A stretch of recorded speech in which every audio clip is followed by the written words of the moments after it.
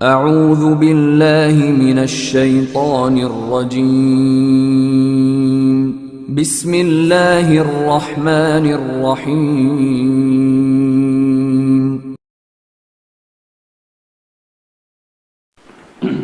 السلام عليكم ورحمة الله تعالى وبركاته. أعوذ بالله من الشيطان الرجيم بسم الله الرحمن الرحيم الحمد لله رب العالمين والصلاة والسلام على سيدنا ونبينا ومولانا محمد وعلى آله وأصحابه وأتباعه إلى يوم الدين. رب اشرح لي صدري ويسر لي أمري واحلل عقدة من لساني يفقهوا قولي. സർവശക്തനായ നാഥൻ നാം ഏവരെയും അനുഗ്രഹിക്കട്ടെ. പവിത്രമായ ഈ മാസത്തിൻ്റെ അനുഗ്രഹാശിസുകൾ സാധുക്കളായ നമുക്ക് നൽകിയ അല്ലാഹു നമ്മെ അനുഗ്രഹിക്കുമാറാകട്ടെ. ഈ മാസം നമുക്ക് അനുകൂലമായ സാക്ഷിയായി അല്ലാഹു കബൂൽ ചെയ്യുമാറാകട്ടെ.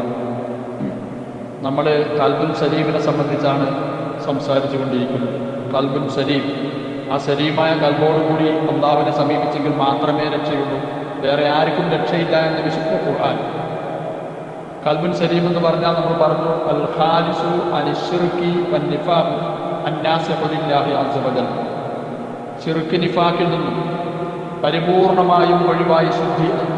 ഖൽബിൻ്റെ ഉള്ളിൽ അല്ലാഹു അല്ലാത്ത മറ്റുള്ള വസ്തുക്കൾക്ക് ദൈവിക സാമീപ്യം നൽകാത്ത മറ്റുള്ള മുഴുവൻ വസ്തുക്കളെയും മനസ്സിൽ തുടച്ചു മാറ്റി ലാ ഇലാഹ ഇല്ലല്ലാഹ്, രക്ഷിതാവായ തമ്പുരാൻ മാത്രമാണ് എന്ന് മനസ്സിൽ ഉറപ്പിക്കുകയും അന്നാസിഹു ലില്ലാഹി അസ്സ വജൽ, അല്ലാഹുവിന്റെ നാസിഹാവുകയും ചെയ്യും, ഗുണകാംക്ഷയുള്ളവനാവുകയും ചെയ്യും. അല്ലാഹുവിന്റെ നാമം ഉയർന്നു നിൽക്കണമെന്ന് ആഗ്രഹിക്കുക. നസീഹത്തിന്റെ വിശാലമായ അർത്ഥങ്ങൾ ഇൻഷാ അല്ലാഹ് പുറകെ പറയാം. അപ്പോൾ ആ നാസിഹ്, ഗുണകാംക്ഷ ഉണ്ടാവുക എന്നുള്ളത് അത് ഖൽബ് സലീമായ വ്യക്തിക്ക് ഉള്ളതാണ്. അങ്ങനെ ഖൽബുൻ സലീമായ വ്യക്തികൾ, മഹാനായ ഖലീലുല്ലാഹി ഇബ്രാഹിം അലൈഹിസ്സലാം സലീമായ ഖൽബിന്റെ ഉടമയാണെന്ന് വിശുദ്ധ ഖുർആൻ തന്നെ സർട്ടിഫൈ നൽകിയതാണ്. സഹാബാക്കളും ആ അവസ്ഥയിലായിരുന്നു. നമുക്ക് ഇന്ന് ഇൻഷാ അല്ലാഹ് രണ്ട് ഖൽബുൻ സലീമായ രണ്ട് പേരെ ഒന്ന് പരിചയപ്പെടാം. രണ്ടാൾക്കാർ. ഒരാള് മഹാനായ സഅദ് ബിൻ ആമിർ റളിയല്ലാഹു അൻഹു. സഅദ് ബിൻ ആമിർ എന്ന് പറയുന്ന സഹാബി ഒരു സാഹിദായ, ഭൗതിക ലോക പരിത്യാഗിയായ ഒരു സഹാബി വര്യനായിരുന്നു. പ്രവാചക പ്രഭു സല്ലല്ലാഹു അലൈഹി വസല്ലമയുടെ കാലഘട്ടത്തിൽ തന്നെ അദ്ദേഹം ആ പരിത്യാഗ ജീവിതം നയിച്ച് വളർന്നയാളാണ്. കാരണം അദ്ദേഹത്തിൻ്റെ ഗുരു പ്രവാചക പ്രഭു സല്ലല്ലാഹു അലൈഹി വസല്ലമയാണ്. മാലി വലിദ്ദുന്യ, എനിക്കും ഭൗതിക ലോകത്തിനും തമ്മിൽ എന്ത് ബന്ധം എന്ന് ചോദിച്ച് പഠിപ്പിച്ച ഗുരുവിൻ്റെ ശിഷ്യനാണ് മഹാനായ സഅദ് ബിൻ ആമിർ റളിയല്ലാഹു അൻഹു.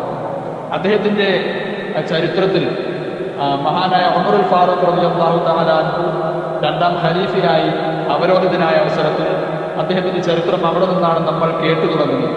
സഅദ് ബിൻ ആമിറിന്റെ ചരിത്രം.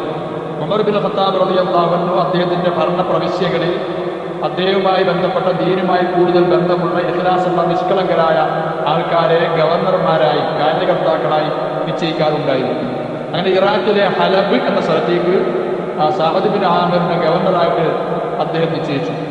സഅദ് ബിൻ ആമിർ പറഞ്ഞ അമീറുൽ മുഅ്മിനീൻ, എനിക്കിത് ബുദ്ധിമുട്ടുള്ള കാര്യമാണ്, എനിക്ക് ഈ പണി ശരിയല്ല, ഞാൻ എവിടെയെങ്കിലും ഒതുങ്ങിയിരുന്ന് അല്ലാഹുവിനെ ഇബാദത്ത് ചെയ്തോളാം. ഉമറുൽ ഫാറൂഖിന് ദേഷ്യം വന്നു. ഉമറുൽ ഫാറൂഖ് അദ്ദേഹത്തിനോട് പറഞ്ഞു, നിങ്ങളെല്ലാം കൂടെ എൻ്റെ തലയിൽ ഇസ്ലാമിൻ്റെ അധികാരം ഏൽപ്പിച്ചിട്ട് നിങ്ങളെല്ലാം ഒഴിഞ്ഞു മാറുകയാണോ? പടച്ചവനെ തന്നെ സത്യം, നിങ്ങൾക്കെതിരെ ഞാൻ അല്ലാഹുവിന്റെ മുമ്പിൽ പരാതി പറയും എന്ന് ഉമറുൽ ഫാറൂഖ് റളിയല്ലാഹു ഭീഷണിപ്പെടുത്തിയപ്പോൾ ആ ഭീഷണിയിൽ വഴങ്ങി സഅദ് ബിൻ ആമിർ ഗവർണറാകാൻ തയ്യാറായി. അങ്ങനെ ഹലബിലേക്ക് ഗവർണറായിട്ട് അദ്ദേഹം പോയി.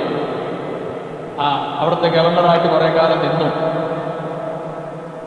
പിന്നീട് ഒരു പ്രാവശ്യം ഉമറുൽ ഫാറൂഖ് റളിയല്ലാഹു അൻഹു ആ ചുറ്റുവട്ടത്ത് എവിടെയോ അദ്ദേഹത്തിൻ്റെ പര്യടനം ഉണ്ടായപ്പോൾ ഈ നാട്ടുകാർ വന്ന് ഉമറുൽ ഫാറൂഖിനോട് 3 പരാതി പറഞ്ഞു തങ്ങളുടെ ഗവർണറെ കുറിച്ച്. ആ 3 പരാതികളും അടിസ്ഥാനപരമായി ഒരു ഭരണകർത്താവിന്, ഒരു വിശ്വാസിക്ക് പാടില്ലാത്തതുമായിരുന്നു. 3 പരാതികളാണ് പറഞ്ഞത്. ഉമറുൽ ഫാറൂഖ് റളിയല്ലാഹു അൻഹു തൻ്റെ ഗവർണറെ കുറിച്ച് നല്ല വിശ്വാസമുണ്ട്, അദ്ദേഹം അങ്ങനെയൊന്നും അല്ല എന്ന്. പിന്നെ എന്തുകൊണ്ട് ഈ പരാതി വന്നു? അതിനെക്കുറിച്ച് അദ്ദേഹത്തിന് വേവലാതിയായി. അദ്ദേഹം സഅദ് ബിൻ ആമിർ റളിയല്ലാഹു അൻഹു വിളിപ്പിച്ചു. സഅദ് ബിൻ ആമിർ റളിയല്ലാഹു അൻഹുവിനെ നാട്ടിലേക്ക്, മദീനയിലേക്ക് ക്ഷണിപ്പിച്ചു.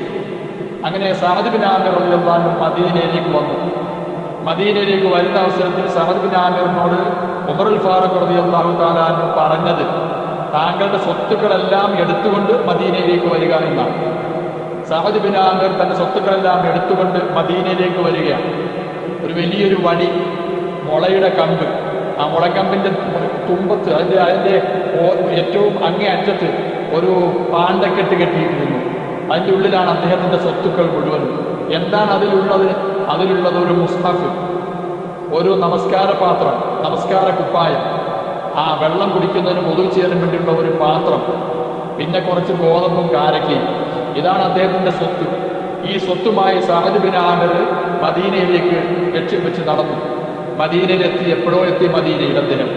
മദീനയിലെത്തി കഴിഞ്ഞപ്പോൾ ഹറമിൽ നിന്നും എത്രയോ ദൂരമുള്ള സ്ഥലമാണ് പരിശുദ്ധ മദീന. മദീനയിലേക്ക് അദ്ദേഹത്തിന്റെ വാഹനം കഴുതയോ കുതിരയോ അല്ലെങ്കിൽ ഒട്ടകമോ എന്തുമായിക്കോട്ടെ, ഏറെ നാളത്തെ പരിശ്രമശേഷം അദ്ദേഹം മദീനയിലെത്തി. തൻ്റെ കൂട്ടുകാരനെ കണ്ട് ആനന്ദത്തോടുകൂടി ഉമറുൽ ഫാറൂഖ് റളിയല്ലാഹു അൻഹു അല്ലാഹുവിനെ സ്തുതിച്ചു. കാരണം അദ്ദേഹം ഫക്കീറായിട്ടാണ് പോയത്, ഫക്കീറായിട്ട് വന്നിരിക്കുക. ഗവർണറായി കണ്ടമാനം അഴിമതി നടത്തി സമ്പാദ്യമുണ്ടാക്കിയ വ്യക്തിയല്ല അദ്ദേഹം.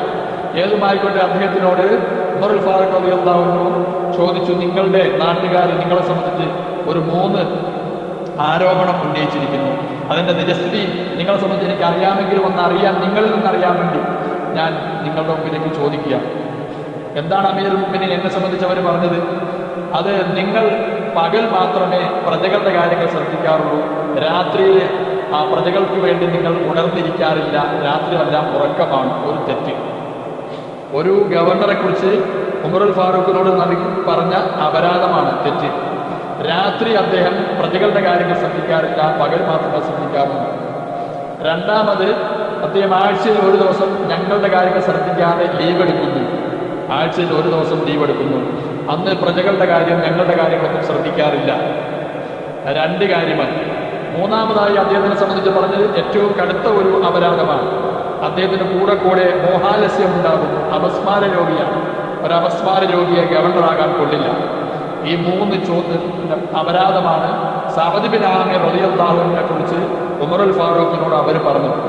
എല്ലാം ശ്രദ്ധിച്ച് കേട്ട് സഅദ് ബിൻ ആമിർ പറഞ്ഞു, അമീറുൽ മുഅ്മിനീൻ, ഈ 3 ചോദ്യത്തിന്റെയും മറുപടി എനിക്ക് പറയാൻ കുറച്ച് ബുദ്ധിമുട്ടാണ്. എന്നാലും നിങ്ങൾ ചോദിച്ചുകൊണ്ട് ഞാൻ പറയുകയാണ്. ഒന്നാമത്തെ ചോദ്യം, പകല് മാത്രമേ പ്രജകളുടെ കാര്യങ്ങൾ ശ്രദ്ധിക്കുകയുള്ളൂ, രാത്രിയിൽ പ്രജകളുടെ കാര്യം ശ്രദ്ധിക്കുന്നില്ല, രാത്രിയിൽ ലീവ് എടുക്കുകയാണെന്നാണ്. അപ്പോൾ അതിൻ്റെ മറുപടി, പകലിൽ ഞാൻ എൻ്റെ പ്രജകൾക്ക് വേണ്ടി മാറ്റിവെച്ചിരിക്കുന്നു, രാത്രി എൻ്റെ യജമാനായ അള്ളാഹുവിന് വേണ്ടി മാറ്റിവെച്ചിരിക്കുന്നു. ഇത് ഞാനും എൻ്റെ അള്ളാഹും തമ്മിലുള്ള ഒരു രഹസ്യമാണ്. അതുകൊണ്ട് ആ രഹസ്യത്തിൻ്റെ പേരിലാണ് ഇത് പറയാൻ പാടില്ലാത്ത, പക്ഷെ നിങ്ങൾ തമ്മിൽ ഞാൻ പറഞ്ഞു. പകല് നിങ്ങൾ പ്രജകൾക്ക് വേണ്ടിയും രാത്രി എൻ്റെ യജമാനായ അള്ളാഹുവിന് വേണ്ടി. രണ്ടാമത്തെ കാര്യം എന്താണ്? അദ്ദേഹം ആഴ്ചയിൽ ഒരു ദിവസം ലീവ് എടുക്കുന്നു എന്നാണ്. അതിന് അദ്ദേഹം പറഞ്ഞ മറുപടി, എനിക്ക് ഒരൊറ്റ ജോഡി വസ്ത്രം മാത്രമേ ഉള്ളൂ. ഈ വസ്ത്രം ഒരാഴ്ച ഞാൻ ഉപയോഗിക്കും. വെള്ളിയാഴ്ച ജുമ്മയ്ക്ക് കയറുന്നതിന് വേണ്ടി തലേ ദിവസം ഞാൻ അത് കഴുകി ശുദ്ധിയാക്കും. അന്ന് ഞാൻ ഒരു ദിവസത്തേക്ക് ലീവ് എടുക്കും. ആ വസ്ത്രം ശുദ്ധിയാക്കി കഴിഞ്ഞാണ് ഞാൻ മിമ്പറിൽ കയറുന്നത്. അതുകൊണ്ടാണ് ഞാൻ വ്യാഴാഴ്ച ലീവ് എടുക്കുന്നത്. മൂന്നാമത്തെ ചോദ്യത്തിന്റെ മറുപടി, മൂന്നാമത്തെ ചോദ്യം, കൂടെ മോഹാലസ്യം ഉണ്ടാകുന്ന, അപസ്മാര രോഗമുണ്ടാകുന്നു എന്നുള്ളതാണ്.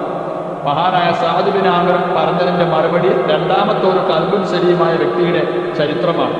എന്താണെന്നറിയാമോ? അമീറുൽ മുഅ്മിനീൻ, എനിക്ക് മോഹാലസ്യം ഉണ്ടാകുന്നത് ഞാൻ അപസ്മാര രോഗിയായതിന്റെ പേരിലൊന്നുമല്ല, മറിച്ച് മഹാനായ ഹുബൈബ് ബിൻ അദി റളിയല്ലാഹു അൻഹുവിനെ അബൂ സുഫിയാന്റെ നേതൃത്വത്തിൽ തൻഈമിൽ വെച്ച് വളരെ നിഷ്കരുണമായി കൊല ചെയ്തത് കണ്ട വ്യക്തിയാണ് ഞാൻ.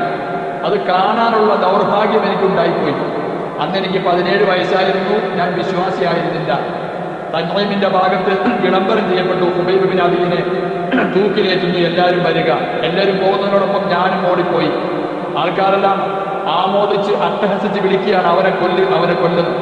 ഞാൻ പോയി ഏന്തി വരിഞ്ഞ് നോക്കിയപ്പോൾ ഒരു മരത്തിൽ ഹുബൈബിനെ കെട്ടിയിട്ടിരിക്കുകയാണ്. ഹുബൈബിന്റെ ശരീരത്തിൽ നിന്നും രക്തം ധാരധാരയായി ഒഴുകുന്നു. ശത്രുക്കൾ ചുറ്റും നിന്ന് അമ്പ് കൊണ്ടും അതുപോലെ തന്നെ വാള് കൊണ്ടും കുന്തം കൊണ്ടുമെല്ലാം അദ്ദേഹത്തിനെ പ്രഹരിച്ചു കൊണ്ടേയിരിക്കുകയാണ്. അദ്ദേഹം ഒരിറ്റു വെള്ളത്തിന് വേണ്ടി നാക്ക് നീട്ടി യാചിക്കുന്നു. അബൂ സുഫിയാൻ തുണി രക്തത്തിൽ മുക്കിയിട്ട് ആ രക്തം വായിലേക്ക് വെച്ചു കൊടുത്തു. മഹാനായ ഹുബൈബിന്റെ ശരീരത്തിലുള്ള രക്തം ഇങ്ങനെ ചീറ്റി ഒഴുകുകയാണ്. ആ സമയത്താണ് അബൂ സുഫിയാൻ ഹുബൈബിനോട് ചോദിക്കുന്നത്, തനിക്ക് പകരം മുഹമ്മദ് ഇവിടെ കയറുന്നത് തനിക്ക് ഇഷ്ടമാണോ? എങ്കിൽ നമ്മൾ വിട്ടേക്കാം. രക്തത്തിൽ കുളിച്ച് ആരും മരണത്തിൽ നിന്ന് രക്ഷപ്പെടാൻ ആഗ്രഹിക്കുന്ന ആ വല്ലാത്ത നിമിഷത്തിൽ മഹാനായ ഹുബൈബ് ആ രക്തത്തിൽ കുളിച്ചുകൊണ്ട് പറഞ്ഞു, പടച്ചവരാന്റെ തന്റെ സത്യം, ഈ ഹുബൈബ് രക്ഷപ്പെടുന്നതിന് വേണ്ടി അള്ളാഹുവിന്റെ റസൂലിന്റെ കാലിൽ ഒരു മുള്ളു കൊള്ളുന്നത് ഹുബൈബ് ഇഷ്ടപ്പെടുന്നില്ല. ഈ രംഗം ഞാൻ കണ്ടുപോയി. ഹുബൈബിന്റെ ഈ രക്തസാക്ഷിത്വം, അള്ളാഹുവിന്റെ പ്രവാചകന് വേണ്ടി ആ സ്നേഹത്തിന് വേണ്ടി മരിച്ചത്, അവസാനം പറഞ്ഞ ആ വാക്കുകൾ, എനിക്ക് ആ ഹുബൈബിനെ രക്ഷപ്പെടുത്താൻ കഴിഞ്ഞില്ലല്ലോ. ഇത് ഓർത്തിട്ടാണ് ഞാനിങ്ങനെ മോഹാലസ്യപ്പെടുന്നത്. എപ്പോൾ ഹുബൈബിന്റെ കാര്യം എനിക്ക് ഓർമ്മ വരുമോ അപ്പോഴെല്ലാം എനിക്ക് ആ ഇച്ഛാഭംഗം എന്റെ മനസ്സിലുണ്ടാവും, എനിക്ക് അദ്ദേഹത്തിന് രക്ഷപ്പെടുത്താൻ കഴിഞ്ഞില്ലല്ലോ എന്ന്. ആ സമയത്ത് എനിക്ക് മോഹാലസ്യം ഉണ്ടായി പോകും. രണ്ട് ഖൽബുൽ സലീമിന്റെ ആൾക്കാർ, ഒന്ന് മഹാനായ ഹുബൈബ് ബിൻ അദി റളിയല്ലാഹു അൻഹു, ഒന്ന് മഹാനായ സഅദ് ബിൻ ആമിർ റളിയല്ലാഹു അൻഹു. ഈ രണ്ട് മഹാന്മാരെയും അള്ളാഹു അനുഗ്രഹിക്കട്ടെ. അവരുടെ ബർക്കത്തുകൊണ്ട് സാധുക്കളായ നമ്മളെ അള്ളാഹു രക്ഷിക്കുമാറാകട്ടെ. അസ്സലാമു അലൈക്കും വറഹ്മത്തുള്ളാഹി വബറകാതുഹു. മഹാനായ സഹാബിയുടെ പേരിൽ ചെറിയൊരു വ്യത്യാസമുണ്ടായി. സഅദ് ബിൻ ആമിർ അല്ല, സഈദ് ബിൻ ആമിറാണ് അദ്ദേഹം. അതുപോലെ തന്നെ അദ്ദേഹം ഗവർണറായ സ്ഥലത്തിൻ്റെ ഹിംസ് എന്നാണ്, ഹലബ് എന്നല്ല. മാന്യ ശ്രോതാക്കൾ അത് തിരുത്തണമെന്ന് അഭ്യർത്ഥിക്കുന്നു.